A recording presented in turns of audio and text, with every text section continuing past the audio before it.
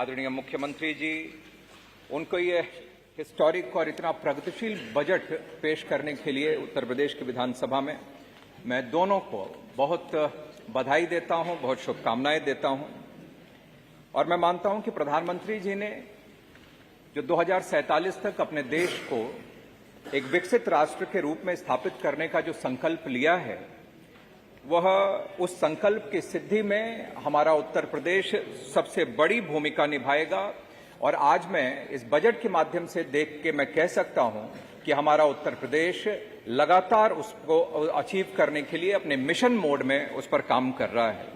और इसी कारण मैंने कहा कि मैं विश्वास के साथ कह सकता हूं कि हमारा उत्तर प्रदेश ये इस संकल्प को सिद्ध करने में एक अग्रणी भूमिका इसमें निभाने वाला है। उत्तर प्रदेश के मुख्यमंत्री आदरणीय योगी आदित्यनाथ जी के नेतृत्व में उत्तर प्रदेश लगातार उत्तर प्रदेश के विकास को एक तीव्र गति मिली है, एक सही दिशा मिली है और उनके रूप में एक सुदृढ़ नेतृत्व मिला है। और उसका प्रतिबिंब हम सब लोग, चाहे वह कानून व्यवस्था, बेहतर कानून व्यवस्था हो, चाहे अच्छी बढ़ती हुई एक हमारी अर्थव्यवस्था हो उत्तर प्रदेश की, उस रूप में हम देख सकते हैं। और आज यही कारण है कि हमारा उत्तर प्रदेश, जो कभी बीमारू राज्य के रूप में उसकी गणना होती थी, आज हमारा उत्तर प्रदेश आज नए भारत का एक ग्रोथ इंजन के रूप में हमारा उत्तर प्रदेश आगे बढ़ रहा है। ये बजट 8,08,736 करोड़ रुपए का यह बजट अपने आप में बहुत सारी खूबियां लेकर है। यह बजट में समाज के हर वर्ग, गरीब, मध्यम, किसान, महिला, युवा, आम लोगों की जरूरतों को पूरा करने वाला बजट है। और सही मायने में जैसा मुख्यमंत्री जी ने कहा कि यह बजट सनातन धर्म के सर्वे भवन्तु सुखिनः की अवधारणा के अनुरूप ही यह बजट है। और इस बजट में पुराने जो योजनाएं हैं उसको पूर्ण करने के लिए भी इसमें चिंता व्यक्त की गई, अपने इसमें रखा गया है, फंड रखा गया है। और उसके साथ साथ 28,478 करोड़ 34 लाख रुपए की नई योजनाएं भी इसमें सम्मिलित की गई हैं। उत्तर प्रदेश की प्रति व्यक्ति आय बढ़कर अब 93,000 रुपए से अधिक हो गई है। और भारतीय रिजर्व बैंक की एक रिपोर्ट के अनुसार भी सभी राज्यों की जो टैक्स कलेक्शन हुआ है उसमें हमारा उत्तर प्रदेश की हिस्सेदारी सबसे अधिक है। ये बहुत बड़ी उपलब्धि उत्तर प्रदेश की हुई है। और वित्त वर्ष 2017-18 में जहां प्रदेश की जीडीपी 12.89 लाख करोड़ रुपए की थी, आज 2024-25 में यह बढ़कर 27.51 लाख करोड़ रुपए होने का अनुमान जो है, यह अपने आप में बहुत बड़ी उपलब्धि है। और किस तरीके से इस उत्तर प्रदेश को आगे बढ़ाने का काम भारतीय जनता पार्टी की सरकार में योगी आदित्यनाथ जी ने किया है, यह हम सब लोग देख सकते हैं। और ये जो महाकुंभ भी हुआ, इसमें भी जो टर्नओवर 3.5 लाख करोड़ से ज्यादा का जो अनुमान लगाया जा रहा है, इसकी वजह से भी यह अनुमानित है कि हमारे जीडीपी में 1% की बढ़ोतरी इसमें होगी। यह भी एक बहुत अच्छा अनुमान इसमें लगाया जा सकता है। वर्ष 2023-24 में भारत देश की जीडीपी की वृद्धि जहां पर 9.6% की थी, वहीं उत्तर प्रदेश की वृद्धि दर 11.6% की रही है। और इसी तरीके से सकल राज्य घरेलू उत्पाद की 2.97 की प्रतिशत है, जो कि एफआरबीएम की सीमा के अंतर्गत है। तो इससे वित्तीय अनुशासन को भी बनाए रखने का काम इस बजट में किया गया है। तो इसके लिए मैं वित्त मंत्री जी और हमारे मुख्यमंत्री जी, मैं इन दोनों लोगों को मैं बहुत बधाई देना चाहता हूं। बहुत सारी बातें हैं, क्योंकि समय की बाध्यता है, इसीलिए मैं बहुत सीधे पॉइंट पर और जल्दी अपनी बात को मैं रखता हूं कि उत्तर प्रदेश में जहां पर इंफ्रास्ट्रक्चर का भी विकास बहुत तेजी से हुआ है, वहीं एयरपोर्ट, हाईवेज, एक्सप्रेसवेज और रेल सुविधाओं में भी क्वालिटेटिव और क्वांटिटेटिव जो सुधार हुआ है, यह हम सब लोग देख रहे हैं। इंफ्रास्ट्रक्चर विकास से न केवल प्रदेश के निवासियों के लिए जीवन बेहतर हुआ है, बल्कि निवेशकों के लिए भी यहां पर सुगमता बढ़ी है। और इसमें ये जो महाकुंभ का जो आयोजन हुआ, इसमें तो लगभग 2000 फ्लाइट्स चली, कई हजार ट्रेनें यहां पर आईं। उसकी वजह से भी केंद्र हो, चाहे प्राइवेट सेक्टर हो, चाहे हमारे राज्य सरकार हो, इन सभी को इससे लाभ हुआ है।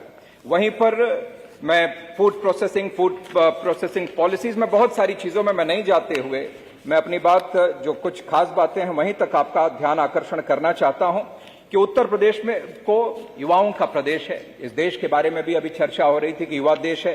वहीं पर असीमित क्षमता को गति देने के लिए जो मुख्यमंत्री जी के विजन को साकार करते हुए जो मुख्यमंत्री युवा उद्यमी विकास अभियान सीएम युवा लागू किया गया है, वो युवाओं की इनोवेशन से जोड़ने के लिए इनोवेशन फंड की स्थापना जो की गई है, इससे इस राज्य के स्टार्टअप इकोसिस्टम को भी और विकसित करने में मदद मिलेगी।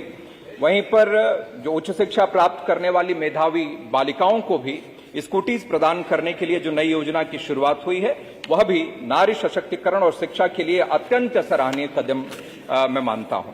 और एक बहुत खास बात जो हमारा इंडस्ट्रियल रिवोल्यूशन 4 मैं कह सकता हूं 4.0 चल रहा है, इस दौर में आर्टिफिशियल इंटेलिजेंस को लेकर जो बात इस बार कही गई है, यह उसमें इसकी वजह से टेक्नोलॉजी से जो एफिशिएंसी गेन हो सकता है वह सरकार ने समझा है और उसके लिए दूरदर्शी यह सोच चाहिए थी जो इस बजट में दिखी है। प्रदेश को आर्टिफिशियल इंटेलिजेंस के क्षेत्र में एक हब के रूप में विकसित करने के लिए जो आर्टिफिशियल इंटेलिजेंस सिटी और टेक्नोलॉजी रिसर्च ट्रांसलेशन पार्क की स्थापना की घोषणा जो बजट में की गई है, मैं समझता हूं कि यह सरकार की दूरदर्शिता को भी दिखाता है। और अध्यक्ष महोदय, इसमें एमएसएमई को भी जो बढ़ावा देने के लिए जो इसमें कहा गया है वह निश्चित रूप से, क्योंकि ये ऐसा सेक्टर है जहां पर ये 95 लाख एमएसएमईज हैं, लगभग 25 करोड़ से भी ज्यादा लोगों को इससे परोक्ष अपरोक्ष रूप से इससे नौकरियां भी इसमें मिलती हैं। तो इसके लिए भी जो इस वर्ष में जो 1000 करोड़ रुपए फंड प्रस्तावित किया गया है, यह बहुत अच्छा है। आदरणीय अध्यक्ष जी, थैंक यू। इसमें मैं इस समय जो मैं बस दो मिनट धन्यवाद। मैं अच्छा सॉरी, मैं 2 मिनट में अपनी बात में समाप्त करूंगा, क्योंकि ये जो महाकुंभ यहां पर हुआ और इस महाकुंभ की वजह से भी जो प्रदेश में जो अर्थव्यवस्था के लिए मैंने उसकी चर्चा पहले ही की है, इसमें मोक्षदायी महाकुंभ महाशिवरात्रि के पवित्र स्नान के साथ संपन्न हुआ है और इसमें भारत की परंपरा में हमेशा से धर्म अर्थ को एक दूसरे से जोड़कर देखा गया है। एथिकल वेल्थ क्रिएशन को भी हमेशा से प्रोत्साहित भी किया गया है और कौटिल्य ने भी यह कहा था कि मटेरियल प्रॉस्पेरिटी भी समाज को आगे बढ़ाने के लिए आवश्यक है। तो मैं समझता हूं कि यह महाकुंभ जहां पर मोक्ष और धर्म का उत्सव तो था ही, यह महाकुंभ अर्थ का भी उत्सव था और महाकुंभ संस्कृति के साथ साथ समृद्धि का भी उत्सव था और इसकी वजह से लगभग 4 लाख करोड़ का जो इकोनॉमिक ग्रोथ अनुमान किया गया है, यह ग्रोथ कई देशों की जीडीपी से भी अपने आप में काफी आगे है। और इसीलिए मैं बहुत ज्यादा कुछ, क्योंकि आपने एक बार रोक दिया है, तो मैं जल्दी से मैं अपनी बात को समाप्त करते हुए एक मैं बात जरूर कहना चाहता हूं कि विपक्ष की तरफ से अनेक प्रकार की बातें उसमें कही गई, जहां पर इस महाकुंभ में 45 दिन के भीतर ये अमेरिका हो, चाहे यूरोपियन यूनियन के कई कंट्रीज हों, बहुत सारे देशों की आबादी से दोगुनी आबादी महाकुंभ में आकर डुबकी लगाती हो, आस्था की डुबकी लगाती हो। उस महाकुंभ पर, उस सनातन पर बार बार प्रश्न खड़ा करना यह कहीं से भी उचित नहीं था, यह सर्वथा अनुचित था और यह नहीं होना चाहिए। इसलिए एक बार, पिछली बार भी मैंने एक सलाह दी थी और मैं एक बात मैं इस बार फिर कहना चाहता हूं कि मैं अभी महाकुंभ में गया, बहुत सारे लोग वहां होकर आए, कई बड़े बड़े लोग, विपक्ष के कई नेता वहां नहीं भी गए, खैर उनकी बात है, मैं उस पर कोई कमेंट नहीं करना चाहता। लेकिन एक बात मैं जरूर करना चाहता हूं, मैं तो गया, बहुत सारे साथी गए, उन सब लोगों ने मुझसे चर्चा की और उन्होंने यही कहा कि जब वहां जाने पर त्रिवेणी संगम पर एक एहसास यही होता था कि वहां के कण कण में हो, चाहे वहां पर संगम में जो बहाव था उसमें उसके कल कल में हो, एक ही बात आती थी कि एक ही एहसास होता था कि न मैं मिट सकता हूं न मुझे कोई मिटा सकता है। मैं वर्तमान हूं, मैं ही भूत हूं, भविष्य भी मैं हूं, मैं पहले भी था, मैं आज भी हूं, मैं ही हमेशा रहूंगा। मैं पिंड में हूं, मैं ब्रह्मांड में हूं, मैं आदि में हूं, मैं अंत में हूं, मैं ही अनंत हूं, मैं ही सूक्ष्म में हूं, मैं विराट में हूं, मैं ही सनातन हूं। इस बात को विपक्ष को यह हमेशा से समझ कर रखना पड़ेगा। आदरणीय अध्यक्ष जी, अंत में, क्योंकि मैं 2-3 बातें अपने विधानसभा क्षेत्र के लिए भी मैं आग्रह करना चाहता हूं कि यहां अमिताभ कांत जी की रिपोर्ट को सरकार ने स्वीकार किया बहुत सारे लोगों ने अपना आशियाना नोएडा, गाजियाबाद और उधर लिया है और वहां पर रजिस्ट्री की समस्या है। हालांकि इस सरकार में योगी आदित्यनाथ जी के नेतृत्व में हजारों हजार रजिस्ट्रियां हुई हैं, लेकिन मैं आग्रह करना चाहता हूं कि इसमें और जो बिल्डर्स जिन्होंने गलती की है, जिन्होंने जो भ्रष्टाचार में लिप्त रहे हों, जिनकी वजह से गरीब और मध्यम वर्ग के परिवारों को कष्ट झेलना पड़ा हो, मैं मांग करना चाहता हूं कि उन सब पर और कड़ी कार्रवाई करते हुए इस रजिस्ट्री की प्रक्रिया को आगे बढ़ाया जाए। दूसरा, मैं एक आग्रह करना चाहता हूं कि किसानों का आंदोलन आए दिन वहां पर चलता है। जो नोएडा, जो हम ग्रेटर नोएडा, ये हम देख पा रहे हैं, आज वहां पर इतना बड़ा एयरपोर्ट भी आ रहा है। तो इन सब इसके पीछे वहां के किसानों की त्याग तपस्या बहुत है। तो वहां पर अभी सरकार ने, योगी आदित्यनाथ जी ने एक हाई पावर कमेटी का गठन किया था, उन्होंने भी बहुत सारे सुझाव दिए हैं, माना है। तो मैं आग्रह करना चाहता हूं आपके माध्यम से सरकार से कि वह उन सब चीजों को लागू किया जाए।